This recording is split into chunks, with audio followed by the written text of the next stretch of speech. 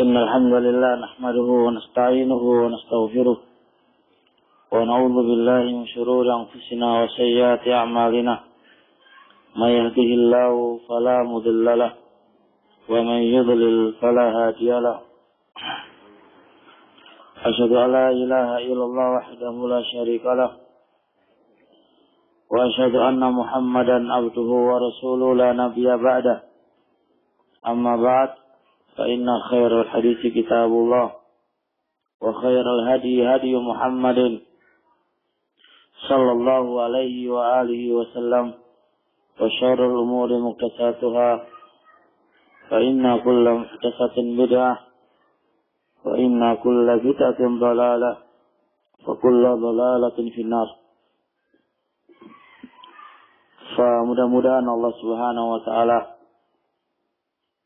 memudahkan untuk kita semuanya jalan menuju surganya dengan cara menempuh thalabul ilmi, mencari ilmu, dan mudah-mudahan ilmu yang kita miliki memberkahi kita dalam kehidupan kita semuanya. Pembahasan kita yang terakhir dari daurah yang kemarin terkait dengan ketika kita i'tidal. Ketika kita i'tidal, diletakkan di manakah dua tangan itu? Ya, i'tidal. Ketika i'tidal bangun dari apa berarti Pak? Bangun dari ruku. Ketika bangun dari ruku, kemanakah kita letakkan kedua tangan kita? Apakah dengan sendakap ataukah dilepas? Bisa agak panjang dikit ini Pak.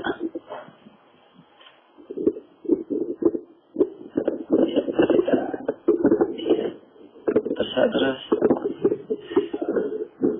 Ya sudah.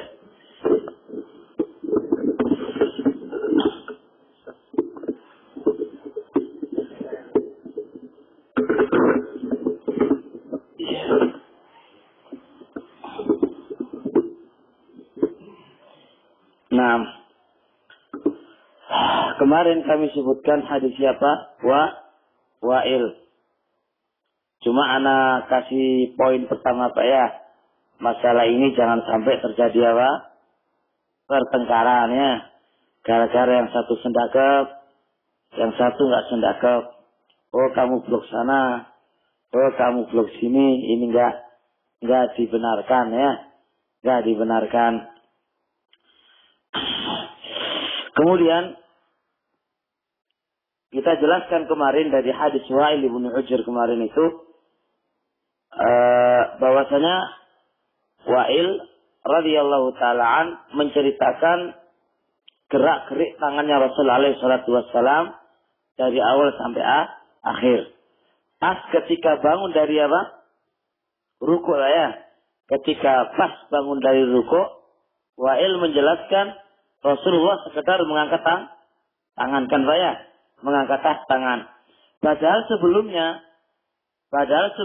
Wa'il itu menjelaskan tangannya diletakkan di sini, takbir, kemudian diletakkan apa? Di dalam apa ya Pak? Di jaket, kemudian setelah itu dikeluarkan, disendakepkan. Kullu hadi dijelaskan oleh Wa'il ibn Hujr radhiyallahu ta'ala anhu. Nah, pas ketika i'tidal, apa? Sekedarnya mengangkat tangannya saja. Lah ini posisi ini kemana? Bagi yang mengatakan irsal dilepas, ya kembali ke asal, kembali ke asal. Apa itu asalnya? Adalah dilepas. Dan bagi yang mengatakan sendakap, ya nggak butuh dijelasin lagi karena udah maklum. Itu setelah mengangkat tangan ya sendakap begitu katanya pendapat yang kedua. Tapi ringkasnya Pak barakallahu fikum, yang zahir dan yang nampak bahwasanya adalah dilepas. Setelah sendakap itu, setelah i'tidal itu dilepas. Lu kok bisa? Iya. Karena andai kata Pak ya, coba Bapak renungkan. Ketika awal kali Rasulullah Shallallahu Alaihi Wasallam posisinya kemana kan nggak dijelasin. Baru takbir Allahu Akbar. Setelah takbir baru disebutkan sendakep. Berarti kan disebutkannya dari asal, ya asalnya kan irsal begini. Kemudian Rasul alaihi salatu wasallam sendakep, karena sendakep itu disebutkan oleh Wa'il. Makanya takbir, mengangkat tangan, sendakep disebutkan oleh Wa'il. Lah karena ketika i'tidal itu tidak pakai sendakep lagi, yang nggak disebutkan. Kembali kemana ke asal, yang nggak disebutkan. Ini yang nampak Pak ya, yang nampak. Sudah jelas. Kemudian poin yang kedua, mereka itu juga berdalil dengan hadis yang diriwayatkan oleh Imam Nasai dan juga yang lainnya Pak. Ini kita akan bahas lebih sedikit rincilah. Yaitu dalil mereka hadis Wa'il Ibnu Hujr juga. Karena Rasulullah Sallallahu Alaihi Wasallam ini dalil yang sendakep sekarang. Nanti anak kita bantah satu persatu. Hadis Wa'il Ibnu Hujr radhiyallahu taala karena Rasulullah Sallallahu Alaihi Wasallam idza qama ila sholati. Tolong perhatikan idza qama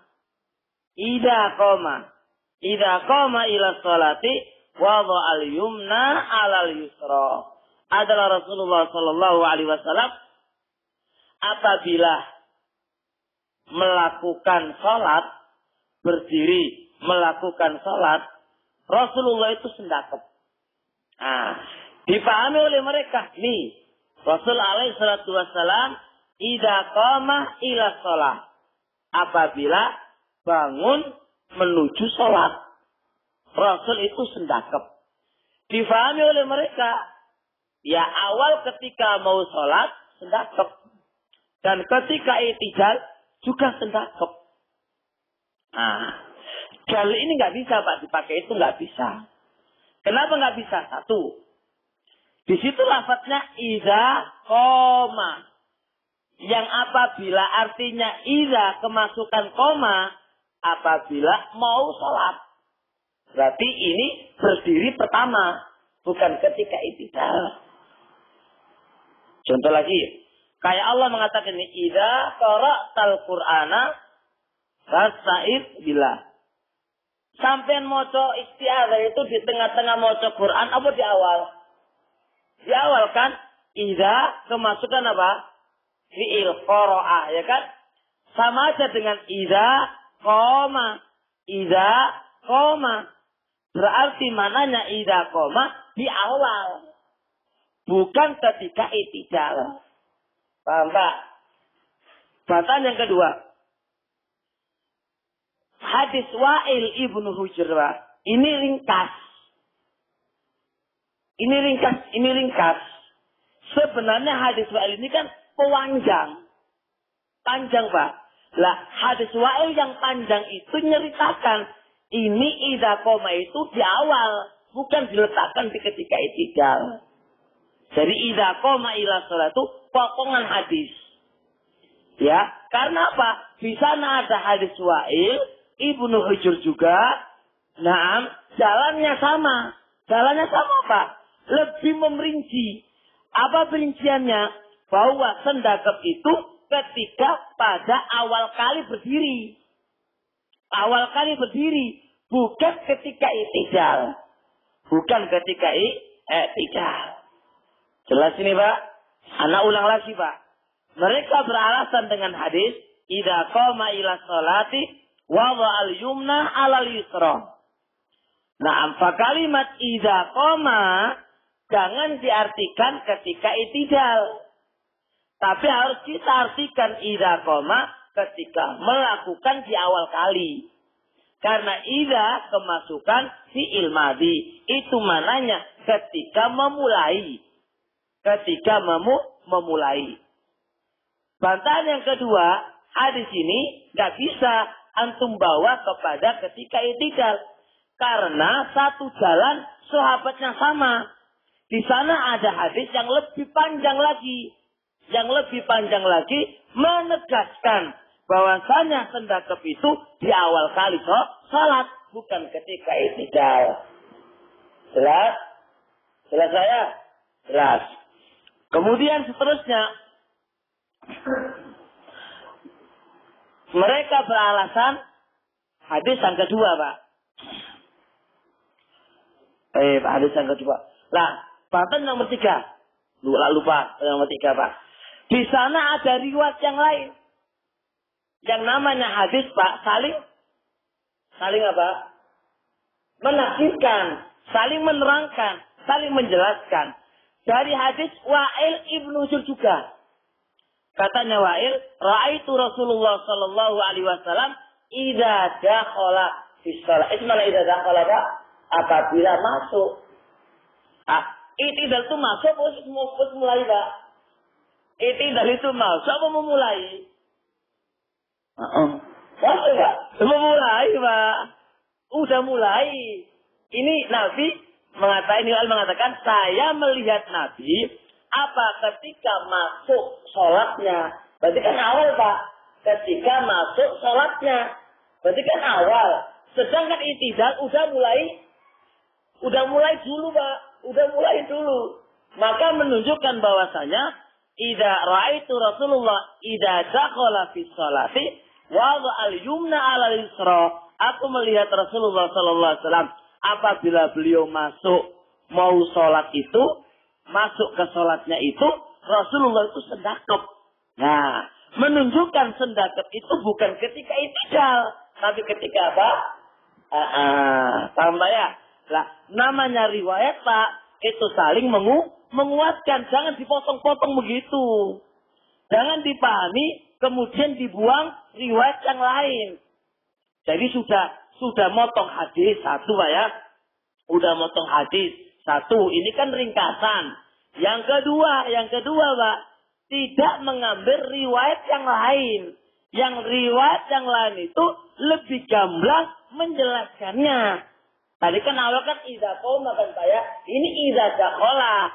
Kalau idza qoma dijelaskan, Pak. Luwih jelas mana? Idza dakhala.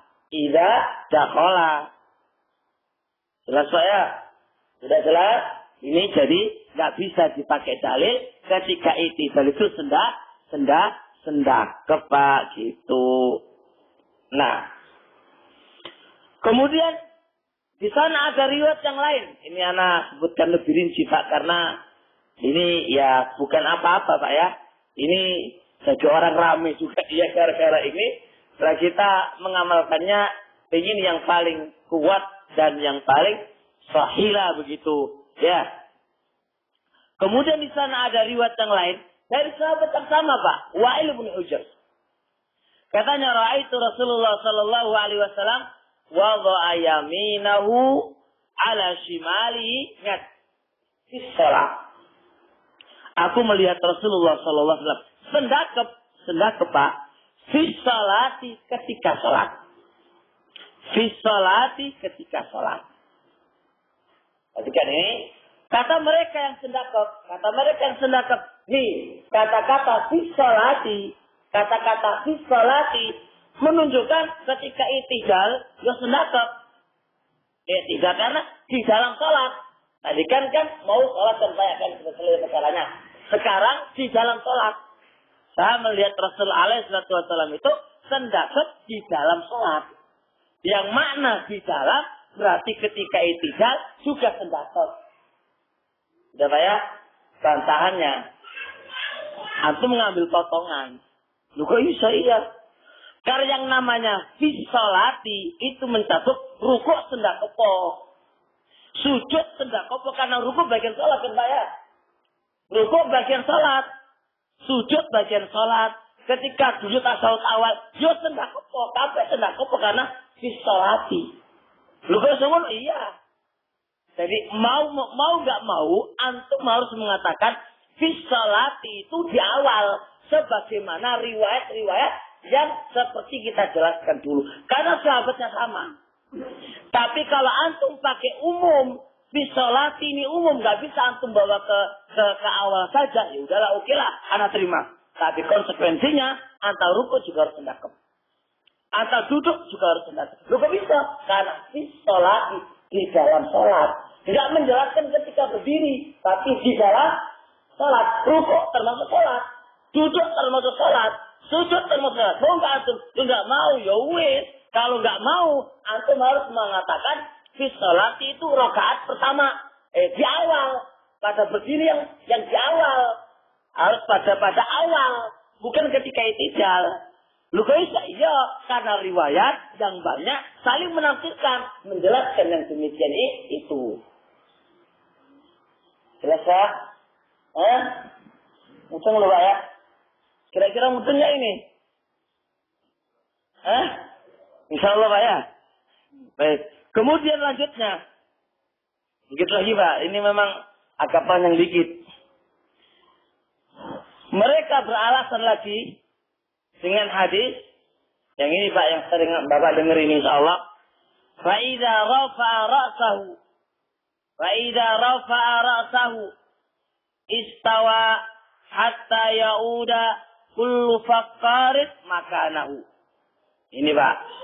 Fa'idha rafa'a ra'sahu. Apabila Rasulullah itu mengangkat kepalanya. Berarti ketika i'tidal. Istawa. Maka lurus. Nah lurus. Hatta ya'uda sehingga kembali. Kullu faqarin setiap organ tubuh itu makanahu tempatnya. Ana terangkan lagi Pak. Antum harus ingat kata-kata apabila Rasulullah Sallallahu Alaihi Wasallam mengangkat kepalanya. Maka kembali, ini Pak, kembali organ tubuh pada tempatnya. Dipahami oleh mereka. Berarti kalau organ tubuh kembali ke tempatnya berarti apa? Sendakep kembali kepada tempatnya ketika dia berdiri awal. Ketika berdiri awal kan apa? Sendakep kan Pak? Nah ketika Rasul bangkit apa? Ketika Rasul mengangkat kepalanya alias itidal, setiap organ tubuh itu kembali kepada tempatnya. Nah, berarti organ tubuh kembali kepada tempatnya sebagaimana semula, berarti dikembalikan ketika awal. Lah ketika awal apa? Begini apa begini? Enggak Pak, ketika awal kan sendakep kata mereka sendakep. Ya awal sebelum ruko ya. Awal sebelum ruko sendakep. Ada ulang lagi Pak. Ini tolong diperhatikan Pak ya. Soalnya ini ya gitulah. Ya tahu sedikit bagaimana sekolah pikir ini ya Pak. Cara bantah dan cara akhbarat. Jadi ulang lagi Pak ya. Adalah Rasulullah Sallallahu Alaihi Wasallam apabila Rasul itu mengangkat kepalanya, Rasulullah lurus sehingga organ tubuh itu, semua organ tubuh itu kembali pada tempatnya. Nah, yang sedekap memahami organ tubuh itu berarti semuanya kembali sebagaimana posisi berdiri seketika sebelum ruku. Lah, sebelum ruku itu berarti kan ketika Allahu Akbar. Gimana bagi tangan? Sedekap. Gitu loh, Pak. Sedekap. Sudah jelas, Pak? Jelas. Ayo, Pak. Ini dibantah, nggak bisa. Lu nggak bisa gimana? Kenapa nggak bisa ya? Kita lihat ilmu bahasa. Makna kullu faqarin, Pak. Dasar kan faqarin. Yang dalam komus, dalam lisanul Arab, dalam komus muhid, dan dalam komus tajul arus, yang namanya faqarin itu bukan organ tubuh semuanya, tapi punggung, Pak. Hatta yaudah sehingga kembali. Kullu faqarin, setiap organ tubuh itu keliru menerjemahkan. Tapi yang benar, sehingga kembalilah punggung, Pak. Organ punggung. itu pada tempatnya. Jadi posisinya apa? Berdiri tegak. Betul Pak? Itu dalam komus.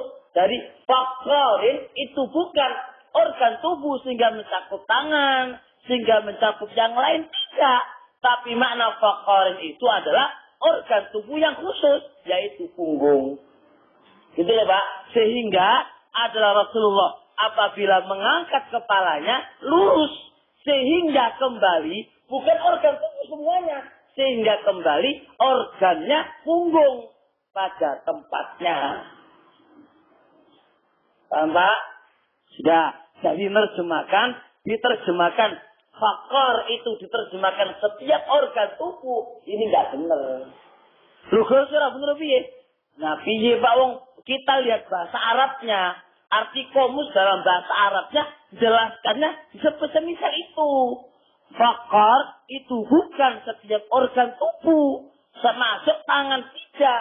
Tapi makna fakor itu adalah organ yang ada di punggung. Jelas Pak? Sudah? Jelas? Wis, ya jelas. Kemudian selanjutnya, satu lagi Pak, hadis mereka yang mereka pakai Pak. Hadis Salim bin Sa'ad radhiyallahu ta'ala anhu qala, kanan nasu adalah manusia yu'maruna, mereka diperintah ayyadha al-yumna, meletakkan, yaitu sendakap. Manusia itu diperintah untuk sendakap fi sholati, ketika di dalam sholat. Jawabannya sama sudah dibayar. Mereka pakai fi sholati. Yuk, masuk di awal, masuk ketika i'tidal, yaitu sendakap. Bantahnya ada dua. Imma antum mengatakan fi sholat itu umum, ya. Kalau umum, antum harus katakan duduk, ya, berdiri, sujud, rukuk, ya harus sendak, karena fi kalimat fi Pak. Di dalam sholat Pak, di dalam. Berarti kan rukuk kan termasuk sholat, duduk juga termasuk sholat, sujud juga termasuk sholat. Itu namanya di dalam sholat. Berarti semua sholat atau harus sendakap. Dan mereka nggak mau begitu. Nah, kalau nggak mau antum mengatakan begitu, maka fi sholat antum harus artikan di awal. Sebagaimana apa? Adilah-adilah yang telah kami datangkan tadi. Jelas Pak?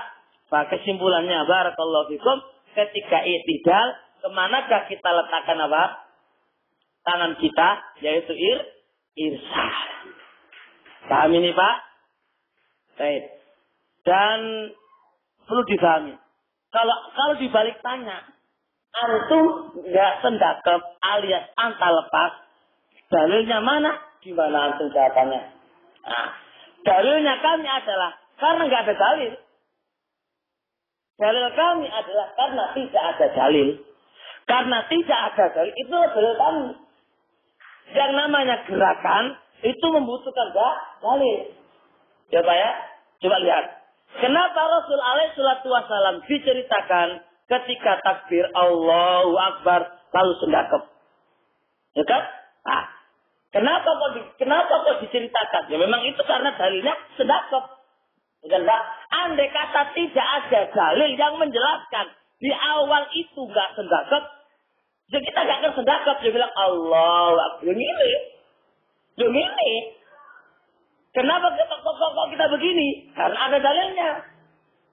Ketika i'tidal tidak ada penjelasan anin Nabi Sallallahu Alaihi Wasallam, kita nggak sendakap Pak. Wong orang penjelasannya piye? Amin Pak. Dari situlah kalau kita sholat, ya udah kita sabar aja Pak. Kenapa anta kok mengangkat tangan? Karena ada dalilnya. Kenapa setelah mengangkat tangan anta sendakap? Karena ada dalilnya, ya kan? Ketika i'tidal anta angkat kepala anda, kita angkat tangan karena ada dalilnya. Setelah itu, kenapa kita bukan sendakap? Ya karena nggak ada dalilnya. Kembali kepada semula, yaitu dilepas. Fa'anta, engkau yang menetapkannya harus mendatangkan dalil. Karena contohnya nomor 2 Pak, bisa nih Pak. Nabi lupa itu sholat itu pirang tahun. Suwile pol Nabi itu sholat. Suwile pol Nabi itu sholat. Kenapa tidak ada satu riwayat la dhaif wala maudhu wala dhaifun jiddan Nabi itu sendakap ketika itidal. Loh Pak, pirang-pirang tahun loh Pak. Kita belajar Pak. Diamnya Nabi itu ditanya oleh sahabat kan Pak ya.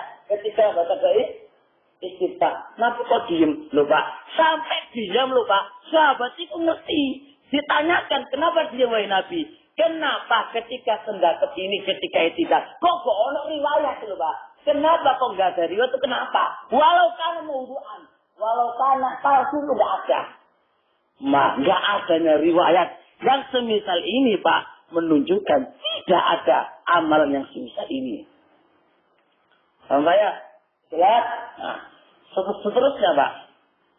Lu kan pakai kalau mereka mengatakan pakai dalil umum dong, pakai dalil umum dong. Apa? Pakai kalau selama permasalahan Pak. Pakai dalil umum bejat semuanya Pak.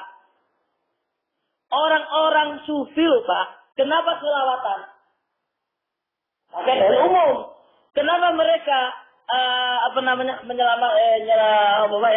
selawatan terus selamatkan kepada orang yang mati? Pakai apa? Dalil umum. Hampir rata-rata perbuatan bid'ah itu jatuhnya pakai dalil umum. Dan begitulah Imam Syatibi rahimahullahu taala dalam kitab Muwafaqat Madakhilul Bid'ah, masuknya bid'ah terhadap umat ini satu karena memakai dalil umum yang tidak dijelaskan oleh perbuatan Nabi alaihi salatu wassalam. Jelas ya? Dalil umum itu Masya Allah, dalil umum itu loh Pak. Mereka selawatan itu orang dalilnya loh Pak. Ya ayyuhan nabi ya ayyuhalladzina amanu shallu alaihi wa sallimu taslima. Itu dalil selawatan. Cuma selawatan yang sampeyan lakukan itu ono tuntune teko Nabi apa ora? Baru kita matikan di sini. Nggak bisa selalu perkara itu kita pakai dalil umum tanpa melihat perbuatan Nabi dan para sahabatnya. Gitu Pak masalahnya. Contoh lagi. Rasul alaihi salatu wassalam mengatakan, salatul jamaah. Salat jamaah itu lebih afdal daripada salat sendiri. Ya udah Pak, antum ketika mengerjakan salat rawatib jamaah aja Pak. Ya. Orang tidak jamaah aja dapat 27 dari Imam Al-Albani rahimahullah. Orang iso sampai yang kata salat apa ini? Salat rawatib, tahiyatul masjid, jamaah nggak bisa. Kenapa nggak bisa? Soalnya belok contoh ke Nabi. Padahal kan umum Pak. Salatul jamaah. Salat jamaah itu lebih afdal. Lafadznya umum. Salat jamaah. Umum Pak. Kenapa kok nggak dipraktekkan sekalian pada salat tahiyatul masjid jamaah, rawatib jamaah, mari masalah Pak. Duha jamaah, jamaah kabeh wis, apa wis. Kenapa kok nggak dilakukan yang semisal ini? Dan kenapa kok diingkar oleh para ulama Pak? Soalnya kalau contoh kepada Nabi alaihi salatu wassalam. Jadi permasalahannya dibutuhkan adanya contoh Pak. Terlebih-lebih masalah ini dari kaidah usul mimma ta'ummu bihi balwa pasti harus diketahui oleh semua sahabat. Soalnya Nabi itu melakukan di depan sahabat. Orang ngomai Pak, itu kan sahabat. Ketika dia safar, dia Nabi sholat. Ketika dia mungkin, dia sholat. Lu kok orang nukilan itu, ya gak masuk gitu Pak. Kok gak ada nukilan, lu kenapa? Gitu loh Pak, permasalahannya di sini. Jadi jangan sampai berdalil dengan dalil umum, kondisi yang semisal ini jangan. Sudah jelas Pak? Kalau udah jelas, kita lanjutkan Pak.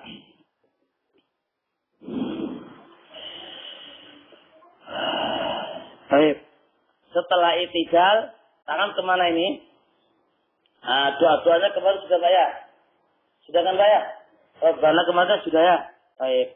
Setelah itu dia takbir untuk sujud. Takbir untuk sujud. Takbir untuk sujud. Kan setelah i'tidal kan Pak? Setelah i'tidal kan mau sujud kan? Ya, sujud saya. Lah mau sujud itu ada dua gerakan. Satu takbir, yang kedua mengangkat tangan. Pernah dilakukan mengangkat tangan ini Pak? Saran saya, pakai bar takbir langsung orang mengangkat tangan kan saya. Iya enggak ada Pak. Jadi jarang diamalkan mengangkat tangan dalam posisi yang semisal ini. Jelas saya? Jelas. Kita punya dua amalan, takbir dan mengangkat tangan lalu sujud. Alasannya,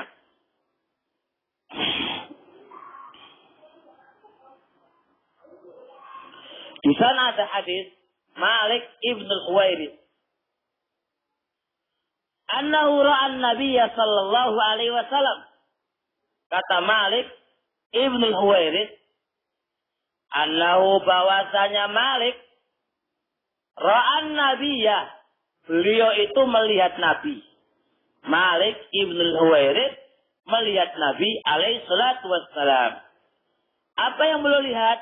Rafa'a yadayhi fi sholatihi. Nabi itu mengangkat tangannya di dalam sholatnya. Satu, idza raka'a, apabila ruku, ngangkat tangan, bisa lewat. Dua, wa idza rafa'a ra'sahu minar ruku, dan apabila mengangkat kepalanya dari ruku. Berarti itu ya. Ketiga, wa idza sajada, dan apabila sujud. Ya Pak? Dan apabila sujud. Ini kan, dan kalau mau sujud, angkat apa? Angkat tangan. Jelas? Jelas ini. Nah, kata Albani rahimallahu ta'ala, ada 10 sahabat Pak, yang meriwayatkan tentang ini. 10 sahabat yang meriwayatkan tentang ini. Yaitu, mengangkat tangan ketika sujud. Itu 10 sahabat. Itu 10 sahabat. Menceritakan apa? Rasul alaihi salatu wassalam itu apa? Mengangkat tangannya ketika sujud. Jelas? Nah, kemudian seterusnya takbir. Kan ada takbir, ada apa? Ayo. Dalilnya hadis musii'u salatahu.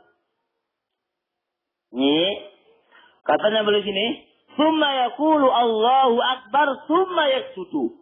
Rasul alaihi salatu wassalam ngomong Allahu akbar kemudian sujud. Jelas Pak? Jadi ketika kita sujud takbir ada dalilnya. Hadis apa? Musii'u salatu.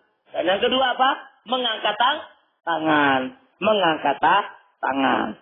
Jelas Pak? Cuma Pak, tahu tadi. Untuk mengangkat tangan, Imam Al-Albani rahimahullah ta'ala jangan diamalkan setiap saat. Tapi ahyanan jarang-jarang saja. Guna soal, lu kok bisa? Bang Nabi melakukannya dan datang 10 sahabat yang menceritakan Nabi itu mengangkat tangan ketika sujud. Kenapa kok nggak di setiap hari kan? Dan setiap saat? Kenapa? Kata Albani rahimahullahu ta'ala, sebab yang meriwayatkan tata cara sholat Nabi itu akai pol. Banyak sekali. Tapi kenapa kok hanya 10 yang meriwayatkan? Menurut Pak, ini menunjukkan bahwasanya perbuatan mengangkat tangan ini tidak istimror selalu. Andai kata selalu, tentu riwayat ini dikuasai oleh apa? Para sahabat yang banyak yang menceritakan tentang apa? Salatnya Nabi alaihi salatu wassalam. Kok hanya 10 saja? Ini menunjukkan bahwasanya amalan mengangkat tangan ini tidak setiap saat dan tidak selalu. Tapi apa? Jarang-jarang. Ahyanan. Nah ini hendaknya dilakukan oleh kita jarang melakukannya. Nah ini sunnah. Nah sunnah Pak. Ya sunnah. Cuma sunnah ini tidak istimror ya, tidak selalu. Alasannya apa nggak selalu Pak? Sebab kalau andai kata Nabi melakukan selalu, tentu para sahabat yang begitu banyaknya yang meriwayatkan tata cara salatnya Nabi akan meriwayatkan tapi kenapa kok hanya sebagian ada? Jelas? Naam.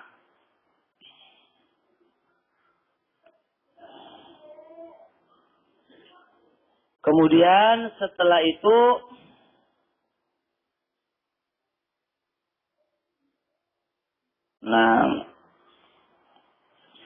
tata cara sujud.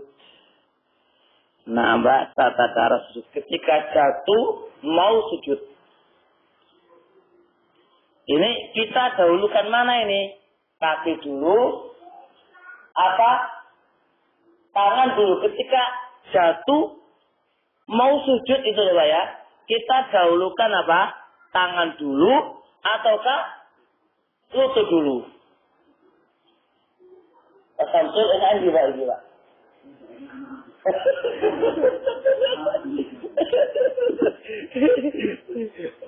Pripun Pak jenengan Pak? Tangan dulu Pak ya. Heri Allah. Pak Nafi tangan dulu Pak ya. Tangan dulu. Khair insyaallah Pak ya. Jelas? Tangan dulu kan Pak ya. Yakin? Nah, barakallahu fikum. Yang benar Pak, yang kita tahu tidak ada dalil yang benar dalam bab ini.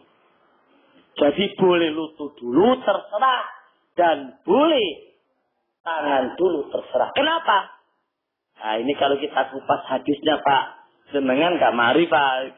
Soalnya kalau anak kupas mustalah hadisnya Pak, paling tidak jenengan harus belajar ilmu mustalah hadis. Nah terus dia menerang apa lagi Pak? ya ini lah, gini aja Pak, keterangannya. Jadi kalau andai kata ada orang mendahulukan lututnya, ya ojo diingkari Pak. Ya ojo diingkari Pak.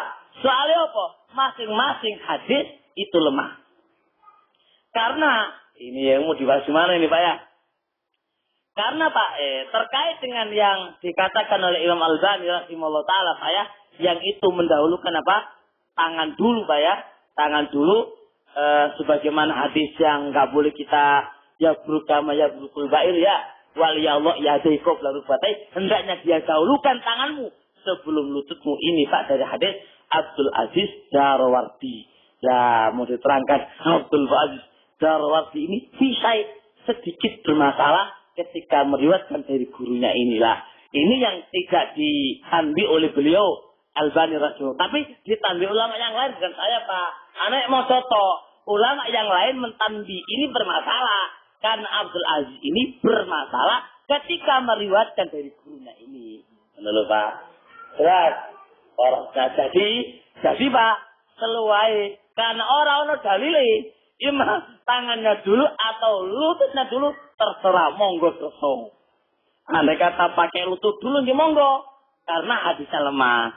Andai kata lemah karo kopi lho kan gono keterangane kan Pak. Ya berarti kan sama-sama boleh.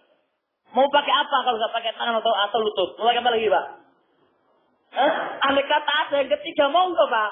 Andai kata ada yang ketiga nggak mungkin kecuali dua, imam tangan lima lutut. Andai kata ada yang ketiga monggo Pak. Apa Pak? Tunggu dulu Pak. Waktu dulu ya sakit Pak. Itu jadi terserah Pak ya. Jadi ketika khurur jatuh kemana? Ke sujud itu imam tangannya dulu, wa imam lututnya dulu karena masing-masing hadisnya lemah. Sudah jelas? Seterusnya. Masih panjang Pak. Belum tahu tata cara sujud dulu Pak ini Pak.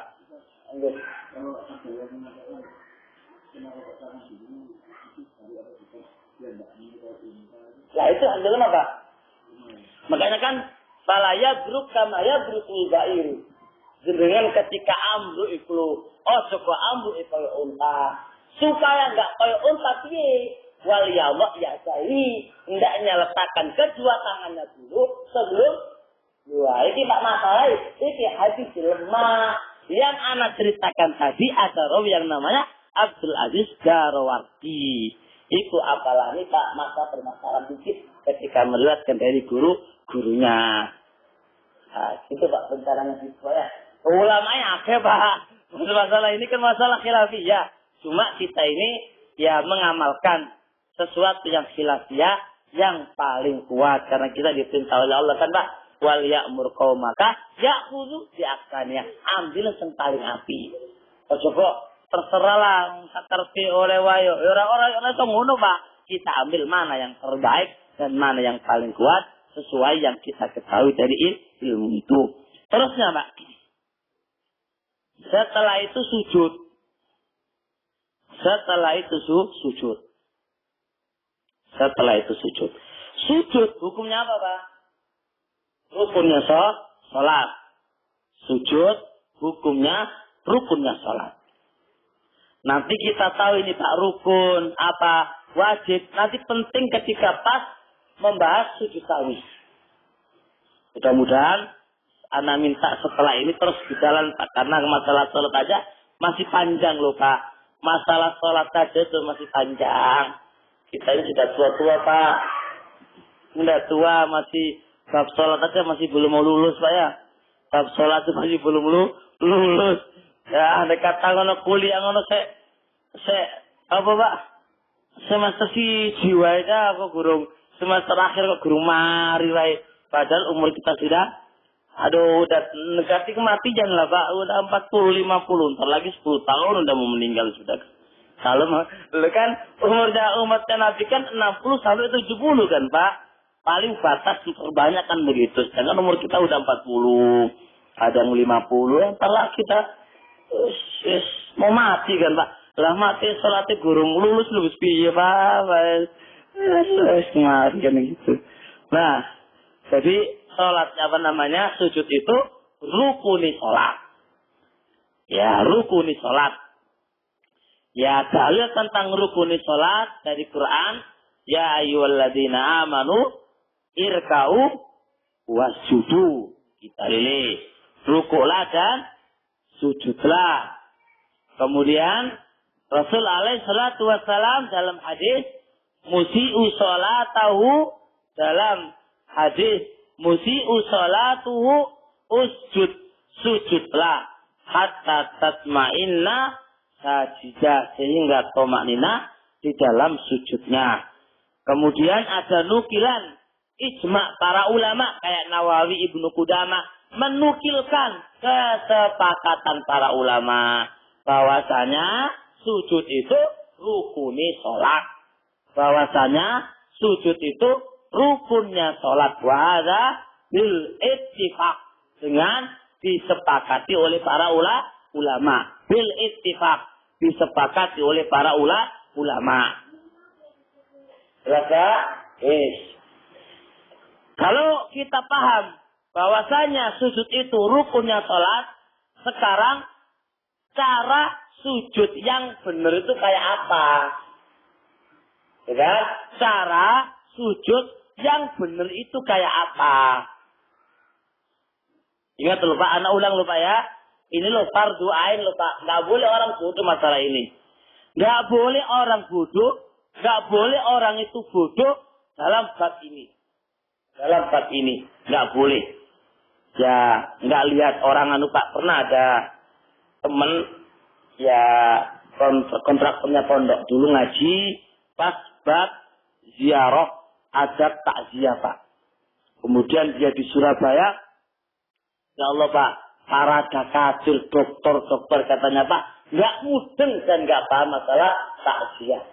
Padahal itu wis S-nya 2 bukan dalam bab S3 dokter Pak ya. Itu dalam bab agama loh Pak, nggak ngerti bab masalah takziah yang syar'i. Gak menutup kemungkinan Pak, sholatnya ya ora tepat secara syar'i lho Pak. Jadi masya Allah kayak ngono padahal udah mudah-mudahan gak S lah Pak ya. Terus S lho Pak iki.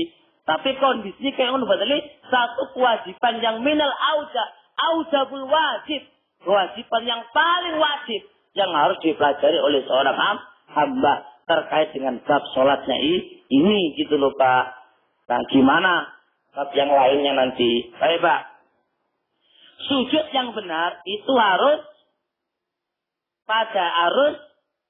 melakukan 7 anggota badan. 7 ini harus nempel di tanah. 7 ini harus nempel di tanah. Yang pertama, jabha. Apa jabha itu Pak? Dahi. Dahi ini disertai dengan hidung. Disertai dengan hidungnya. Ini nempel ke bumi. Coba lihat banyak orang-orang Pak, ketika dia sujud, apakah hidungnya nempel ke tanah Pak? Jauh banyak sekali mereka nggak melakukannya. Yang nempel hanya apa? Dahinya tok. Padahal dahi sama apa? Hidung. Yang kedua, al-kafan, dua telapak tangan. Yang ketiga, rukbatani, dua lututnya, nempel di tanah. Ketiga, al-qadamani, dua telapak kakinya. Ini harus nempel di tanah. Ujung telapak kakinya. Ini berdasarkan dengan hadis Ibnu Abbas radhiyallahu taala anhu qala umirtu, saya diperintah an asjuda, untuk sujud ala sab'ati a'dha, di atas 7 organ tubuh. Kata Ibnu Abbas, umirtu, aku diperintah untuk sujud di atas organ 7 ini. Yang pertama adalah al-jabha, yaitu dahi. Wa asyara biyadai ila anfi. Ibnu Abbas mengisyaratkan plus kepada hidungnya. Jadi satu jabha.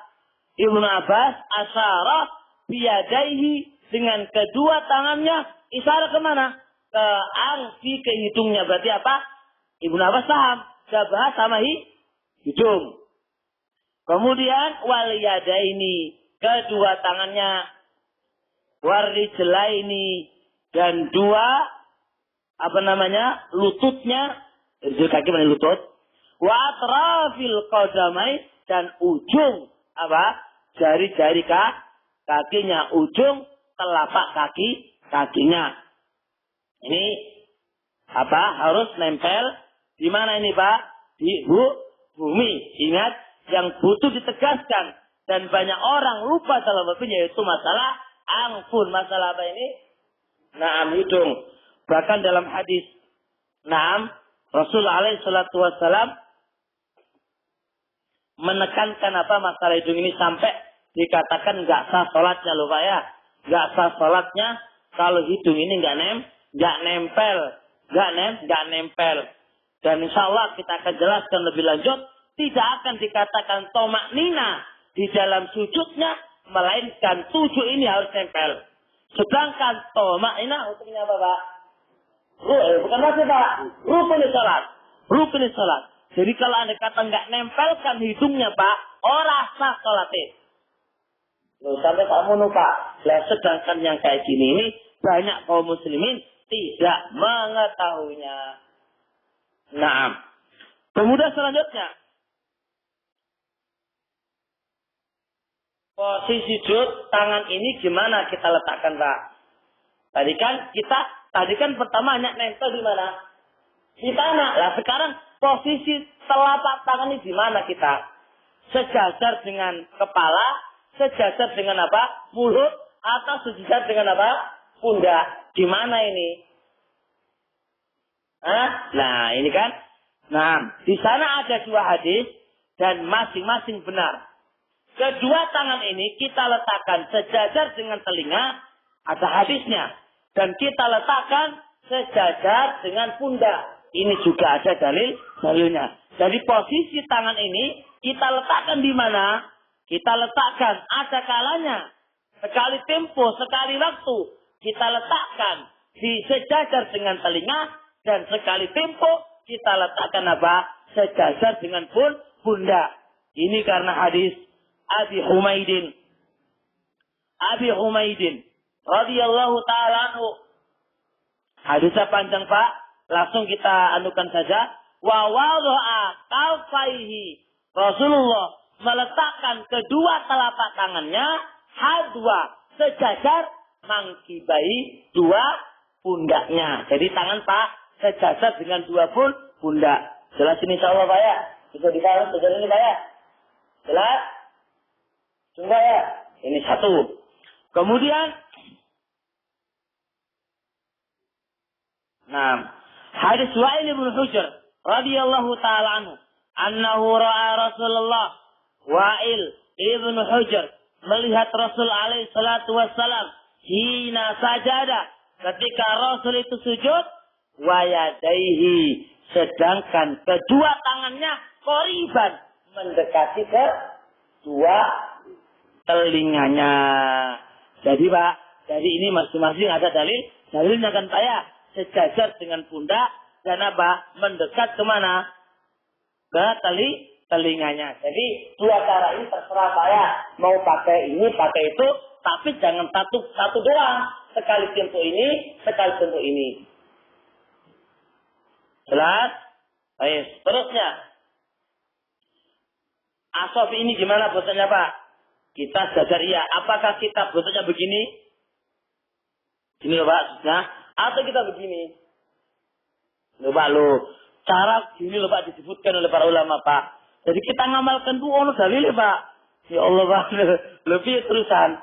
Nah, yang benar yang sunnah Pak, posisi itu adalah begini. Dirapatkan misalnya apa namanya jari. Jari ini jangan direnggangkan, tapi dirapatkan. Nah, dirapatkan. Hadis Wa'il bin Hujr, anna Rasulullah sallallahu alaihi wasallam kana idza sajada, adalah Rasul alaihi salatu wasallam apabila Rasul itu sujud, dhamma, apa Pak? Merapatkan atau bi'ahu, jari-jarinya. Jadi jangan direnggangkan Pak, tapi digabungkan, dirapatkan. Jelas? Sudah, Pak? Baik, selanjutnya.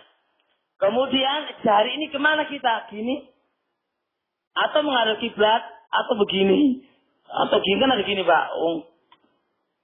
Poyo kesapuno. Dan jari ini kita, taruhlah kita rapatkan kan Pak ya. Kita hadapkan kemana ini? Kemana Pak?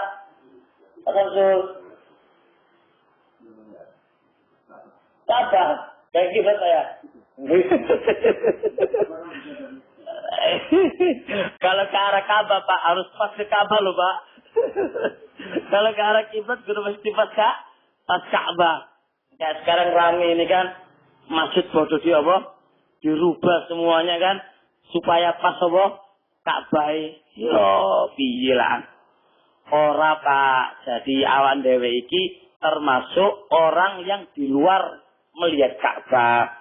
Jadi kalau kita itu pas Ka'bah, wajib kita sholat menghadap pas Ka'bah, kalau enggak batal. Tapi kalau awan dewe iki di luar Ka'bah, jauh dari Ka'bah, kita itu menghadap ke arah Ka'bah diletakkan. Kemana Pak? Ya arah kiblat, ke arah barat. Buat tepat pas Ka'bah atau enggak usah urusan. Enggak urusan. Gitu loh. Karena kata Rasul, ma bainal masyriq wal maghrib kiblat. Ketika ke Madinah, antara timur dan barat itu antara Pak. Berarti dari antara apa ini? Utara, salah itu kiblat. Ya udah, pas kena Ka'bah atau enggak? Ya enggak ada masalah. Jadi kalau andai kata disuruh pas Ka'bah, so iso Pak. Nabi alaihissalam perang loh Pak, perang. Ketika perang itu banyak epol. Apakah pas kentengan Ka'bah? Ya mesti iso Pak. Sekondi Pak. Orang no dulu gak ada Pak. Kompas orang no lah lapo. Kok repot-repot Pak. Agama itu gampang. Sehingga ngerubah ini dan itu Pak. Jangan biaya Pak. Nah itu Pak jelas ya. Jadi kondisi ini kependapat yang benar itu diskoyok ngono lah. Tapi nggak usah rame-rame Pak. Terus sama orang itu tetap sah aja. Kalau itu sama orang, ya melok aja, nggak usah rame-rame. Nanti enggak mempertahankan pendapat. Sama-sama tanya Pak. Cuma senggarai repotnya itu harus bengkong dulu Pak. Senggarai bengkong, kebengkong belum ya. Saya cerita dari Mbah Khalil Pak. Mbah Khalil itu pas di Masjid Agung sana Bangkalan. Pas bangun rumah, bangun masjid Pak ya. masjid itu. Mantunya bikin ini Pak, mihrab. Datang Mbah Khalil. Si mihrab iki ora menghadap pas Ka'bah iki. Dari mantu lu kok iso? Iso. Langsung dikeker Pak. Lebokno apa jenenge? Lebokno apa itu? Bukan kompas Pak, dulu nggak ada kompas. Lebokno apa? Iya. Pelapa tongkong lho lebokno set. Didelok ngono lho, kan gak pas kan lho. Jadi langsung ketok Pak kabeh ngono Pak. Langsung ketok kabeh ngono Pak. Yo teko jin Pak. Ora bakal ora iso iku jin. Ya, baik. Jadi khulasonya jari-jari tangannya dihadapkan ke arah mana? Ke arah kiblat. Ini berdasarkan dengan hadis Bara. Karena Rasulullah sallallahu alaihi wasallam adalah Rasulullah sallallahu alaihi wasallam. Idza raka'a, apabila Rasulullah itu ruku, basata dhahra, membentangkan punggungnya. Wa idza sajada, nih. Dan apabila Rasulullah sujud, wajah mengarahkan asabi'ahu, jari-jarinya kibalal kiblat, ke arah kiblat. Apabila Rasulullah sujud gimana? Apabila Rasulullah sujud apa? Mengarahkan jari-jarinya mengarah ke mana? Ke arah kiblat. Jelas tak? Jelas ini? Baik, lanjut. Posisi tumit Pak. Tumit. Diapain Pak tumitnya Pak? Dirapatkan depan enggak ini? Dirapatkan. Nah, dulu Pak. Ini karena screen ini nanti belakangan dulu. Ana ambil dulu yang belakangan dulu. Yang kalau gampang dulu Pak. Nah, ini untuk apa tumit? Ini diapain ini? Tumit dirapatkan. Tumit sama tumit dirapatkan Pak. Tumit sama tumit dirapatkan. Ini berdasarkan dengan hadis Aisyah radhiyallahu taala anha. Faqattu Rasulullah. Aku kehilangan Rasulullah. Wa kana ma'i ala firashi. Dan awalnya Rasul itu tidur bersamaku dengan satu ranjang. Turu satu ranjang, barkol podo turuni. Nabi sholat. Aisyah kehilangan. Fawajadtuhu sajidah. Tak cari-cari, aku menjumpai Rasul sajidah dalam keadaan sujud. Rasan akibahi. Dalam keadaan apa? Merapatkan apa? Tumitnya. Wa mustaqbila bi atrafi asabil kiblah. Dan menghadapkan ujung jarinya kaki ke arah kiblat. Jadi tumitnya apa? Merapat. Kemudian apa? Ujung jarinya apa? Menghadap ke arah kiblat. Yang namanya ujung jari kupiye Pak? Ini ada dua pemahaman loh Pak. Kan jari ketika sujud itu kan ada gini Pak ya. Gini kan Pak ya? Di apa? Tekuk Pak ya? Atau sekedar nempel gini aja Pak?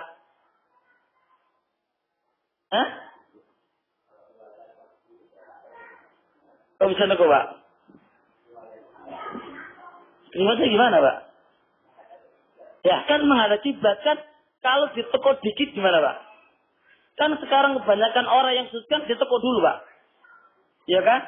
Ditekuk kan? Coba sama sujud ini, kalau ditekuk. Kan nggak dulu kan Pak? Ditekuk dulu kan Pak? Saya kan gini kan Pak ya. Apakah hanya di sini aja atau gini Pak? Gimana Pak? Yang jenengan kerjakan apa? Ditekuk atau enggak? Lah, kena IP Pak iki Pak. Lah saya tanya enak IP loh. Beneran tuh Pak tekuk. Sakit tuh Pak. Kalau saya, kalau jenengan tekuk, masih nggak menghadap kiblat, Pak? Hah? Lu kan namanya atraf ujung, Pak. Mustaqbilan. Di atraf yang namanya atraf ujungnya, Pak. Dalam keadaan menghadap ujung jarinya ke arah kiblat. Ujung jarinya, Pak. Atraf ujung. Kalau jenengan tekuk, berarti menghadap kemana itu, Pak? Hah? Sudah juga? Hah?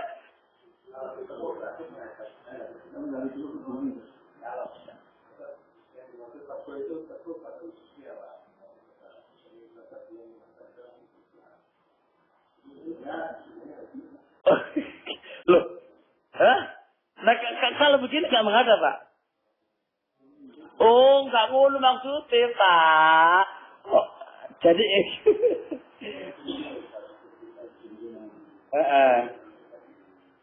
oh, jadi sengkate ujung ditekuk baru bisa menghadap kiblat kan? Nah, kalau namanya ujung, gitu kan ya? Tapi kalau antum nggak apa? Nggak tekuk, berarti apa? Menghadap ke bawah kan? Gitu lah ya. Sudah. Gitu ya, masuk. Jadi anehnya ya, jadi menghadapkan ujung jarinya. Lah kalau ujung jarinya dihadapkan ke arah kiblat, mau nggak mau harus ditekuk. Sip. Ya Pak, terus. Nggih.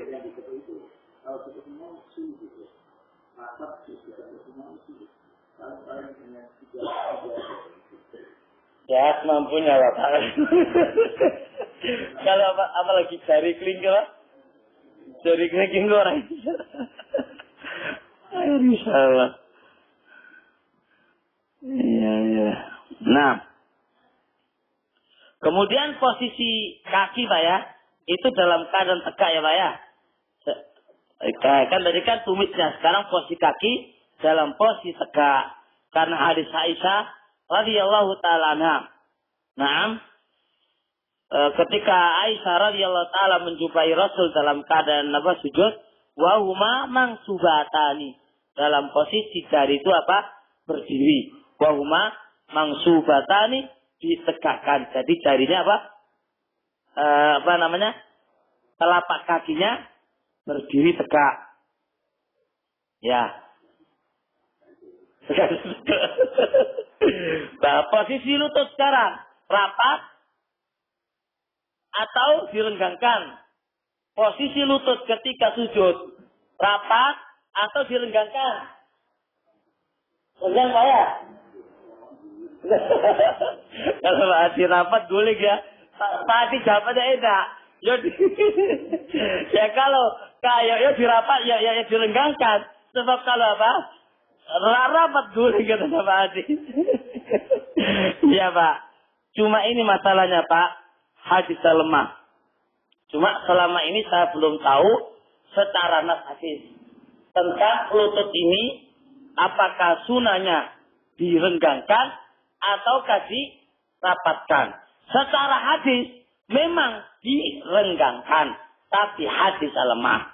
Yaitu hadis faida sajada farraja baina fakhidai. Adalah Rasulullah SAW ketika sujud merenggangkan antara dua pahanya. Berarti kan tumisnya direnggangkan. Tapi secara hadis Pak lemah. Karena lemah, terserah. Mau rapat, mau renggang, terserah Pak. Karena hadis dalam lemah. Untuk ini kami tidak tahu dalilnya. Nah, terusnya untuk perut. Hendaknya perut ini diangkat dari pahanya dan paha diangkat dari betisnya. Tambah ketika sujud perut jangan sampai nempel ke bumi juga Pak, ke paha Pak. Ya, jadi perut jangan sampai nempel ke paha. Ingatlah itu ya. Dan paha jangan sampai nempel ke dua betisnya. Tidak. Pak, kasih contoh Pak yang nempel ke anu Pak. Perutnya Pak. Cuma gimana kan tuh? Nah itu Pak, itu perutnya nempel di Pak. Terus yang Paknya nempel ke anu Pak. Itu nempel ya Pak? Ya itu loh Pak, ya gini Pak, nempel Pak. Iya. Jadi pahanya nempel sama lutut sama betisnya. Perutnya nempel sama pahanya. Itu nggak boleh. Ya, hadis Anas radhiyallahu taala anhu. I'tadilu fi sujud. Wala yabsutu ahadukum dira'ai in bisatal qalbi. Kita enggak boleh sujud sebagaimana sujudnya apa? Anjing. Dan sujudnya anjing diterangkan oleh para ulama kayak Abu Ubaid dalam Gharibul Hadis dan juga yang lainnya, semisal yang diterangkan tadi itu sujudian anjing. Nah, paham Pak ya? Jelas. Kemudian seterusnya dua ini apa namanya Pak? Lengan apa ini? Lengan atas hendaknya dijauhkan dari lambungnya. Hendaknya lengan atas ini dijauhkan dari apa? Lambungnya. Jadi jangan apa di apa namanya Pak? Ditempelkan di lambungnya, jangan. Karena hadis Abdullah ibnu Malik ibnu Buhaina Indal Bukhari anna Rasulullah sallallahu alaihi wasallam adalah Rasulullah sallallahu alaihi wasallam kana idza shalla, apabila Rasulullah itu salat, farraja baina yadai, merenggangkan antara dua tangannya, hatta yabdua bayadu ifai, sehingga nampak putih dua ketiaknya. Sampai putih Pak, dua ketiaknya. Berarti apa dibuka ya? Dibuka apa namanya? Dibuka dua lengan atasnya. Tapi ini, syariat ini dilakukan ketika sholat sendirian Pak. Tapi kalau sholat jamaah, jangan dilakukan ini. Jikalau mengganggu. Kenapa Pak?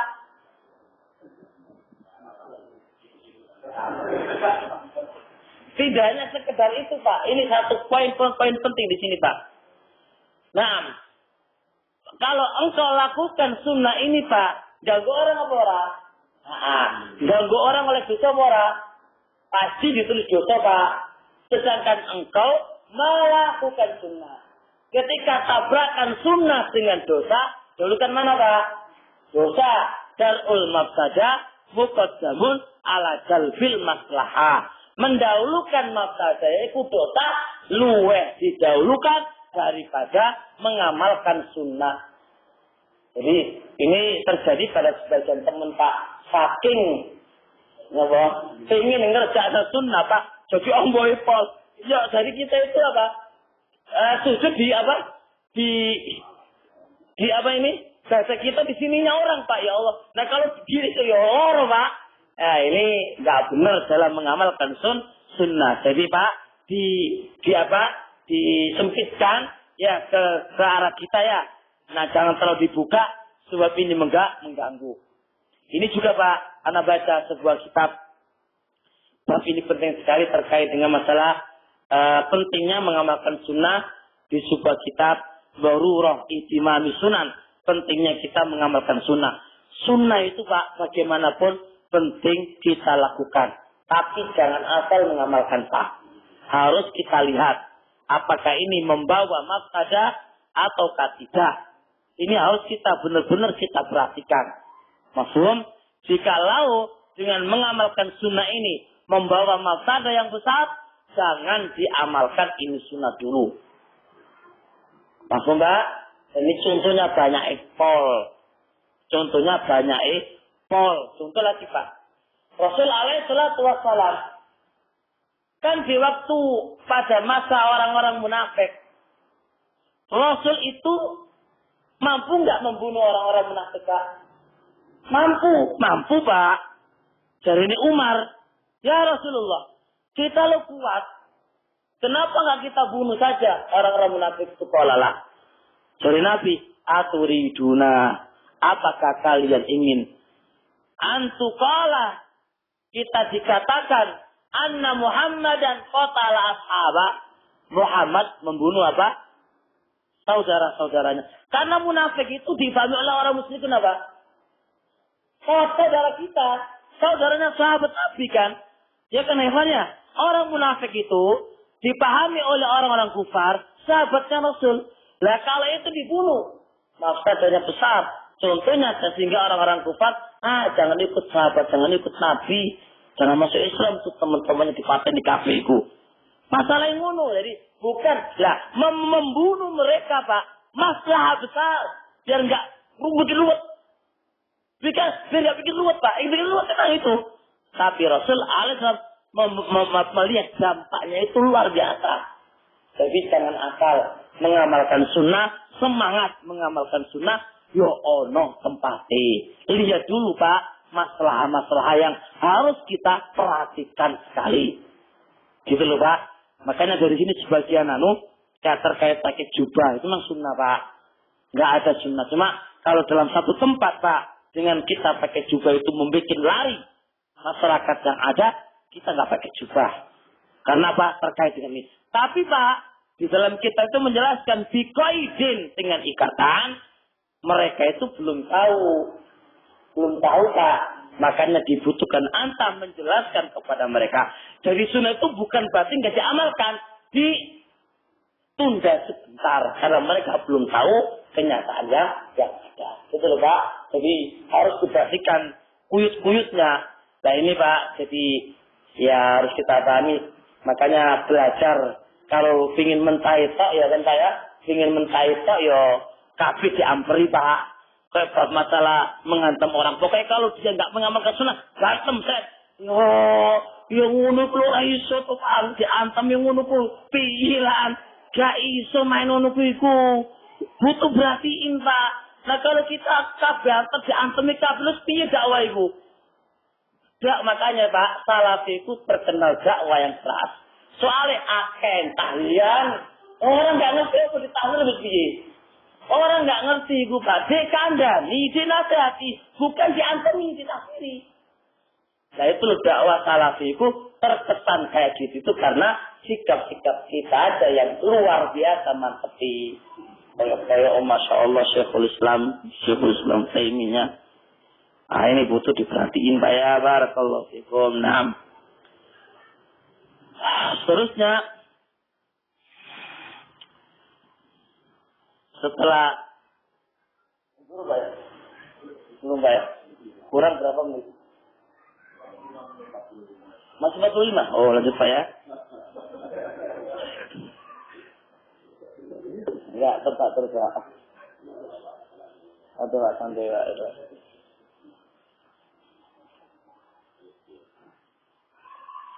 Jadi kita itu maunya pas waktunya tadi Pak, cuma Allah musta'an takdirnya lain.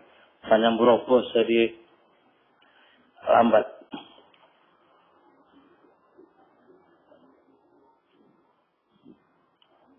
Terus setelah itu zikir sujud Pak ya. Adapun zikir-zikir sujud insyaallah udah Pak hafal semuanya loh Pak ya. Bagi yang kita bahas Pak. Zikir sujud itu dan zikir ruku itu berapa kali? Ini yang kita bahas. Maklumnya berapa Pak? Nah, kata lu kurang pas. Kata loro salah, siji salah. Pokoknya paling banter telu. Ngono Pak, itu sing dipahami oleh kita. Bahkan kali 5 kali salah, 6 kali salah, 10 kali salah. Loh Pak. Keadaan yang semisal ini khawatir Pak. Bentuk karena tidak mengetahui. Karena sok mengingkari sok tapi orang duwe ilmu nih Pak. Makanya belajar dini, belajar dulu. Ngono lho Pak, belajar dulu. Belajar dulu Pak ya. Sama-sama belajar Pak. Bukan sama untuk belajar Pak, aku barang. Nah, di sana ada hadis Ibnu Mas'ud radhiyallahu taala yang menjelaskan aqallu syai' salasa. Zikir ruku dan sujud itu paling sedikit 3. Memang ono hadisnya Pak. paling sedikit 3. Cuma sayang hadis itu lemah. Ngono Pak. Nah, kalau lemah gimana? Ya wis terserah Pak. Walihal kemudian paling sedikit itu 1. Dan paling banyak terserah. Bisa 100, bisa 200 sesuai apa? Terserah Anda. Dalil yang membuktikannya apa? Coba Pak. Ketika Rasul alaihi salatu wasallam salat lain dan salat gerhana. Ingat Pak, Rasul membaca surat panjangnya pol ya kan Pak ya. Hampir rukuk dan sujudnya semisal apa? Bacaannya. Mau apa Pak? Mau doa itu diulang-ulang. Dengan dasar ini nggak ada batasan terakhir. Berapakah doa ruku itu dan berapakah bilangan doa itu nggak ada bilangan terakhir. Walau nggak ada bilangan yang paling sedikit. Masih juga Pak. Paham Pak ya? Jadi kalau sampean sudah sekali sok mencukupi. Kalau ingin 2 terserah, ingin 3 terserah, dan ingin sebanyak-banyak terserah. Sesuai dengan apa? Imam Pak. Kalau itu sendiri nggak apa-apa. Nah, sama pengen 100 imam itu yo Kak. Iso Pak. Jadi sesuai dengan kondisi imam. Kalau Bapak jadi makmum. Jadi ingat ya, dalil yang menjelaskan itu 3, paling sedikit 3 hadis lemah. Jelas? Adapun kalau lemah berarti boleh 1, boleh 2. Adapun batasan terbanyaknya terserah. Tidak ada keterangan yang menentukannya berapa. Kemudian seterusnya anbi juga ada tambahan wa bihamdi apa betul Pak? Ada kan? Ya, tambahan wa bihamdi itu lemah.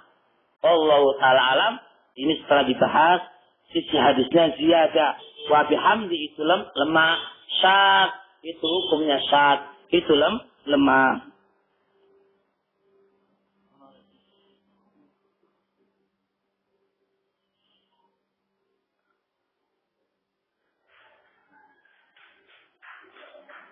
Coba jelas? Sudah jelas ini? Kemarin dijelaskan nggak sami Allah itu sudah ya? Rabbana wa lakal hamdu ya? Semuanya sudah? Hukum sudah semuanya sudah? Nah.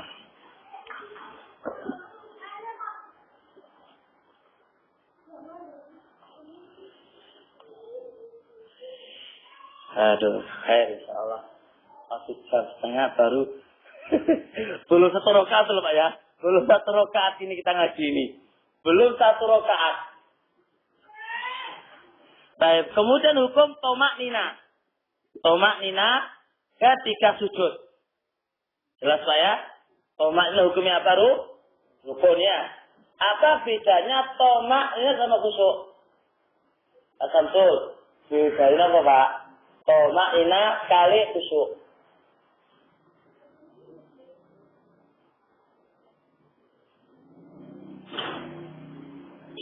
Kan sujud, hampir sama ngiboten Pak. Tomak nina, kalau khusyuk tenang. Boten Pak, boten. Ingat ya, kalau khusyuk tempatnya hati.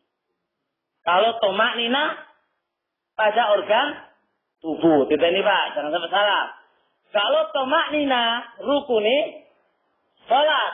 Kalau khusyuk apa Pak? Jangan berhasil Pak, berbahaya Pak. Penyempurnaan salat. Kalau khusyuk itu wajib Pak, tidak bisa terus Pak. Kalau kita bilang khusyuk itu wajib, aduh Pak, Masya Allah, dosa terus dengan gak syarat Pak ya. Tapi alhamdulillah Pak, syariat kita mudah. Ternyata khusyuk itu bukan kewajiban salat, tapi penyempurnaan salat. Gak ada dalil yang menerangkan khusyuk itu kewajiban salat. Gak ada Pak. Cuma ada keutamaan-keutamaannya saja. Dan ini menunjukkan sunnah dan keutamaannya saja. Tidak sampai derajat wajib. Kalau anda kata wajib, ya Allah Pak, pensolat gak pernah khusyuk Pak. Pensolat gak pernah khusyuk. Gimana bisa khusyuk? Kakek dosa Pak. Nah terusnya. Jadi khulasanya Tomak itu hukumnya apa tadi? Rukunnya sholat. Dan gak dikatakan tomak kecuali apa? Apa tadi Pak? Pada tujuh apa? Organ tubuh tadi. Seterusnya Pak. Setelah sujud, ngapain kita Pak? Kita angkat supaya kepala kita Pak ya. Nah, kita angkat kepala kita ini. Bicara nih Pak. Kok diangkat tok atau piye? Nah, kita angkat kepala kita ini sambil takbir dan mengangkat tangan. Yang ini nggak pernah kita lakuin Pak, ya kan? Nggak pernah kita lakuin. Bener ini Pak. Sunnah ini tertinggal dan kayaknya mati jika di kalangan kaum muslimin. Nggak pernah dan jarang orang itu mengamalkan ini. Karena nggak tahu. Insya-Allah Pak ya. Na'am barakallahu fikum. Na'am. Baik. Di sana ada hadis.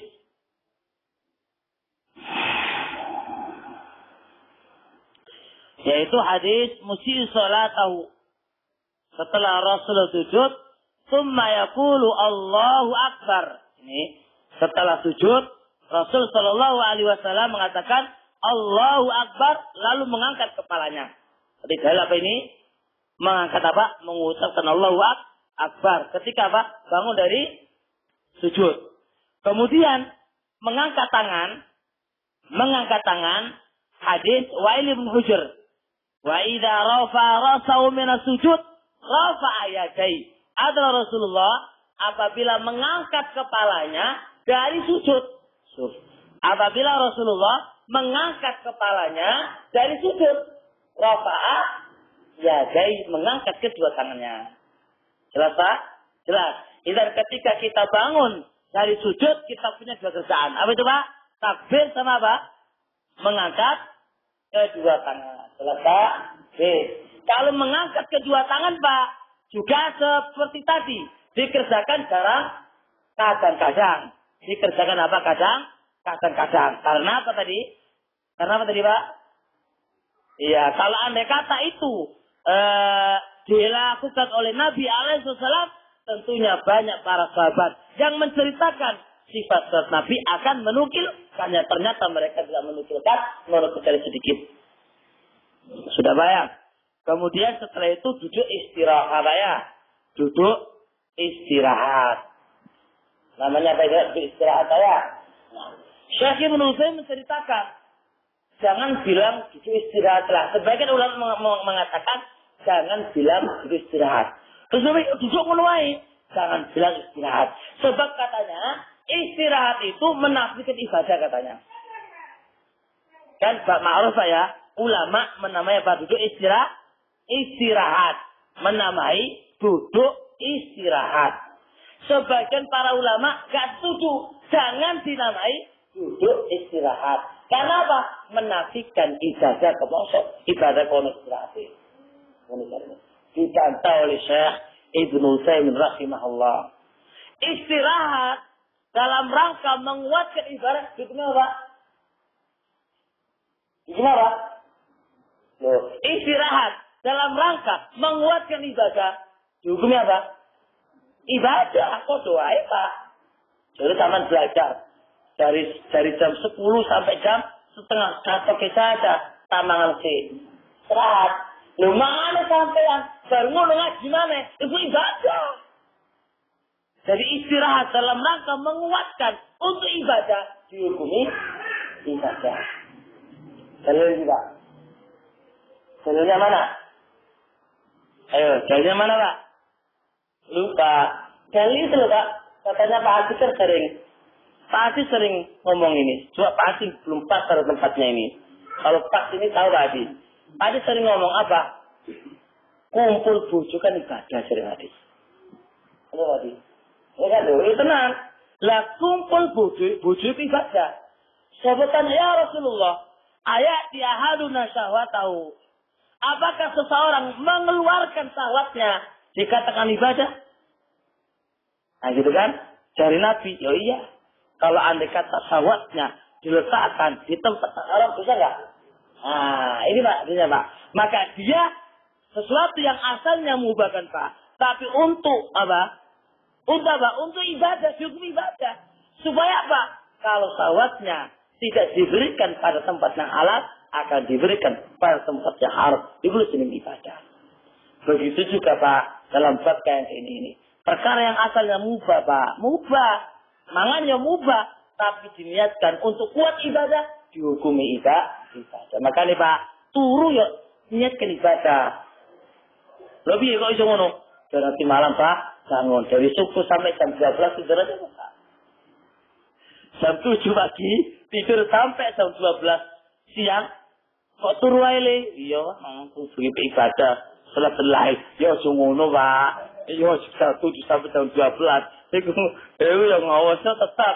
Nah, tetap ada tempatnya masing-masing. Tapi ini istirahat dalam itu dikatakan ibadah insyaallah. Baik, sekarang alasannya mana ini?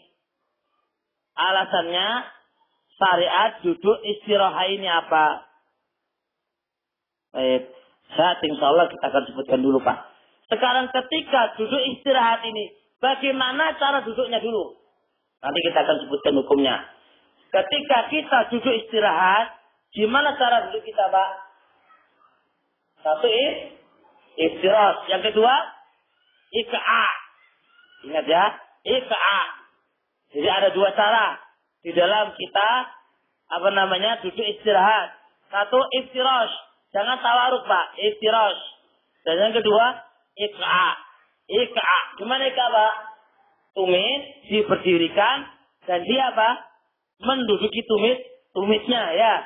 Tumit diberdirikan, naam, dan dia menduduki tumitnya. Itu namanya ika'. Bisa dibacakan Pak? Dengan patutnya Pak, coba lihat. Mengarahkan agak. Ya, ini namanya ika' Pak ya. Ini. Ika' ini namanya ika' Pak ya. Yang sunnah ini Pak yang buat di sini. Ya. Ika' ini Pak ya. Ika'. Jelas Pak ya? Ya. Jelas. Baik.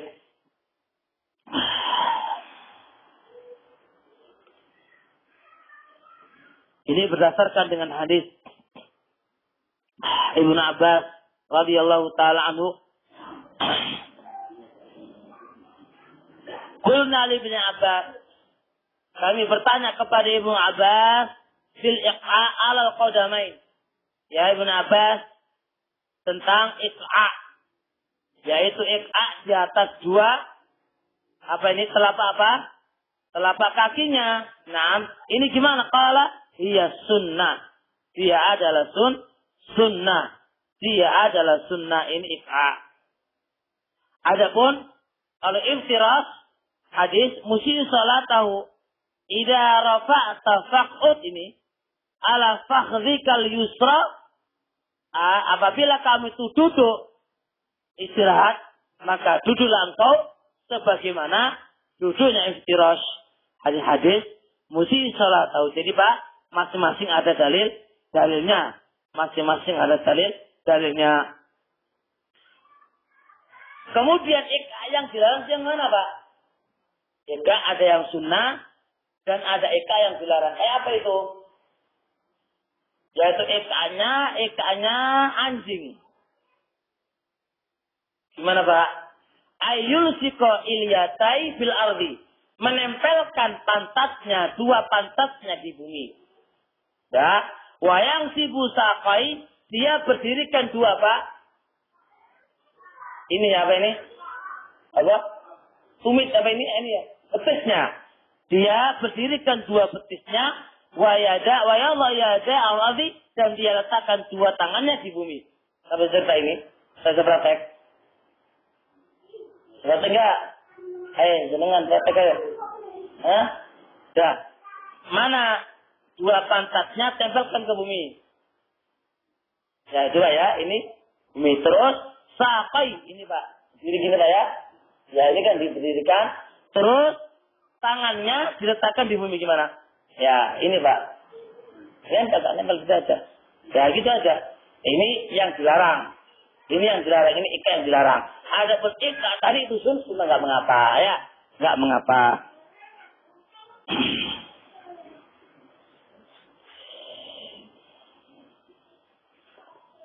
Jelas saya? Jelas? Ya Pak.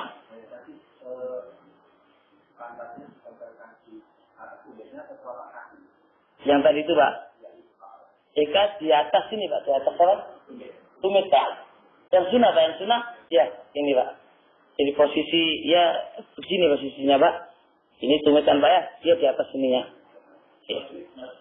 Hah? Enggak masuk Pak. Enggak. Diri Pak. Kalau bentuknya begini malah enggak nyunnah Pak. Ini ya, posisinya begini Pak. Ini enggak ada gini Pak. Ini enggak ada lihat sunnah Pak. Atau begini malah sunnah Pak. Oh itu begini Pak. Kalau itu begini jelas ini jelas Pak. Ya dua cara itu masuk dan oke, khusus untuk istirahat Pak. Khusus untuk istirahat. Jangan ketika tasawuf. Oke bangke, ini bangke. Ini dulu Pak. Ya satu ya. Ini untuk duduk istirahat. Bukan untuk tasawuf ya Pak ya. Kalau tasawuf nanti ada istirahat atau tawaruf saya. Untuk isya hanya duduk istirahat. Jangan dipakai yang lain. Ya, jangan dipakai yang lain. Lihat dulu ya. Isya untuk duduk dalam istirahat. Ya, neko. Enggak ada keterangan, Pak. Enggak ada keterangan, Pak. Terserah, Pak, ada keterangan. Terus, setelah itu posisinya, nah, ketika kita duduk itu, Pak, tangan kita letakkan di mana? Akan? Dari mana, Pak, ini, Pak? Ketika kita duduk itu, Pak, baik dalam posisi duduk istirahat itu, posisi tangan ini kita apain? Posisi kita letakkan saja di atas apa? Lutut sambil digini-ginikan atau bagaimana? Coba ya. Nah ini coba amalan kayak gini gimana ini Pak? Karena kita sholat ketika istirahat kan tangan kita di kemana ini tangannya ini? Insya Allah Pak ya.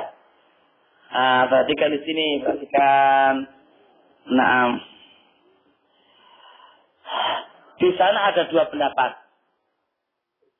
Pendapat yang pertama, hanya dibentangkan di paha. Tangan dibentangkan di paha. Tanpa tangannya berisyarat. Ini pendapat yang pertama, Pak ya. Pendapat yang pertama, tangannya diletakkan di pahanya. Dalam keadaan terbentang tangannya ya Pak ya. Dalam keadaan jangan begini, terbentang Pak. Diletakkan di pahanya. Lafaz hadis di paha, bukan di lutut Pak, di paha. Bukan di lutut Pak ya, di paha. Nah, di paha, bukan di lutut ya. Jelas? Pendapat yang pertama, diletakkan di paha dalam keadaan terbentang. Gak usah begini, gak usah tangan berisyarat ya. Pendapat yang kedua, sama, diletakkan di paha, cuma sambil diisyaratkan. Sambil diisyaratkan. Seperti apa? Tahiyat. Seperti tahiyat. Seperti tahiyat. Jelas Pak? Dua pendapat. Dua pendapat ini porosnya adalah hadis Wa'il bin Hujr. Porosnya adalah hadis Wa'il bin Hujr. Lihat ini hadisnya ini. Naam. Puasa jada fawalla ayat ini. Summa jalasa. Yang ini. Kemudian Rasulullah duduk. Faftarasha rijlahul yusra. Duduk iftirash. Summa yadha'u yadahul yusra. Ala rukbatihil yusra. Lalu beliau meletakkan tangannya yang kiri di lututnya Pak. Kalau tangan kiri lutut ya. Yang kiri diletakkan di lutut. Di lutut Pak. Tangan kiri diletakkan di lutut. Wa dira'ahul yumna. Adapun tangannya yang kanan diletakkan di pahanya yang kanan. Jadi kalau tangan kiri diletakkan di mana Pak? Di lutut Pak ya. Kalau tangan kanan diletakkan di mana? Di paha. Ini Pak ya. mek diletakkan to, mek diletakkan to. Ya. Kemudian setelah itu ada tambahan, summa asyara bisa babatihi. Kemudian Rasulullah ketika diletakkan di pahanya ini, tangan kanannya ngapain? Isyarah. Lah, bagi yang mensahihkan hadis, kata-kata Nabi berisyarah, tentunya berisyarah Pak. Bagi yang mendhaifkan hadis, ya tidak, hanya sekedar diletakkan saja. Letak, dan yang benar, hadisnya ini lemah, dan ini adalah syadzun. Hukumnya syadz, menyelisihi. Karena Abdul Razak, satu rawi, menyelisihi 6 orang, 7 orang thiqah, Pak. Maka hadis dalam lemah. Jadi, kalau begitu yang benar gimana? Posisi tangan kanan diletakkan di pahanya, dan posisi tangan kiri mana? Di lututnya. Posisi tangan tetap diletakkan saja. Gak usah pakai isyarat. Selesai? Jelas? Saya pernah lihat dia duduknya tapi tidaknya mudah. Gak tepat, Pak. Boten tepat nih, Bu. Nggih. Niku wong Turki nggih mboten kujat, wong awal-awal wong anu Pak, ruwet-ruwet terusane Pak, nggih mboten angsal Pak. Dia menduduki Pak di atas itu Pak. Ya, kita istirahat dulu Pak ya. Sudah apa? Qiraah, ya. Nah minum-minum dulu. Istirahatnya dalam rangka apa ini? Gitu Pak ya. Subhanakallahumma hamdik. Sadalai anta astaghfiruka wa atubu ilaik.